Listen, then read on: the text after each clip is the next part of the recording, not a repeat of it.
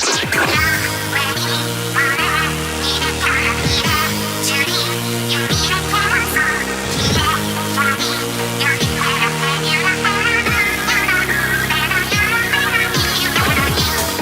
is one of Nintendo's newer IPs, which was a creative spin on the third-person shooter genre, releasing on the Wii U in May 2015. Splatoon is easily one of my favorite games on the Wii U, and was probably the game I've sunk the most hours into, even if my connection wasn't very good.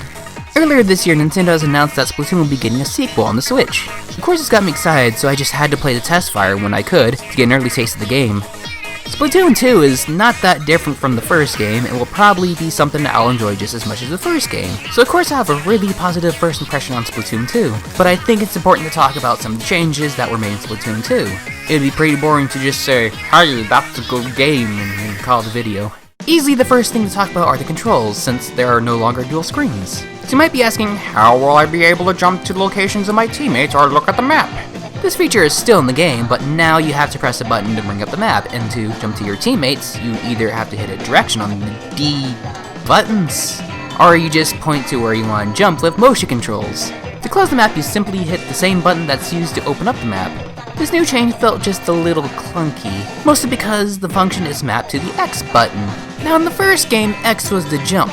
Jumping is still in Splatoon 2, but now it's moved to the B button, which typically is a jump button, but with Splatoon having the jump button as X and Zelda having its jump button as X, I found it really hard to not press X when trying to jump, but I instead brought the map which blocked up the screen and caused a lot of issues. This could easily be something that I just need to adjust to, or might be changeable in the final game, but as of now, it makes things a bit tougher on me, mostly because of old habits. Other than those two things, the controls are just how they were in the first game. With the guns, the standard splatter shot and the charge rifles are pretty much untouched. However, the roller has a slight change made to it. When swinging the roller down in the first game, it would have more of a horizontal splatter, which would serve as the roller's only method of range. In Splatoon 2, the rollers now have this vertical splat, which in all honesty makes no sense logic-wise, giving the roller longer, yet more narrow range.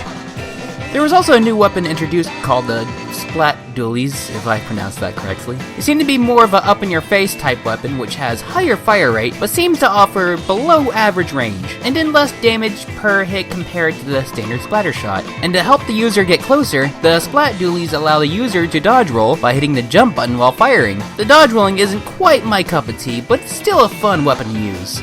Among the new weapon type, there are also new special and sub-weapons. The only new weapon in the Testfire was this curling iron that functioned as a bomb. You would toss it and it would slide around the floor, with it blowing up after it stops.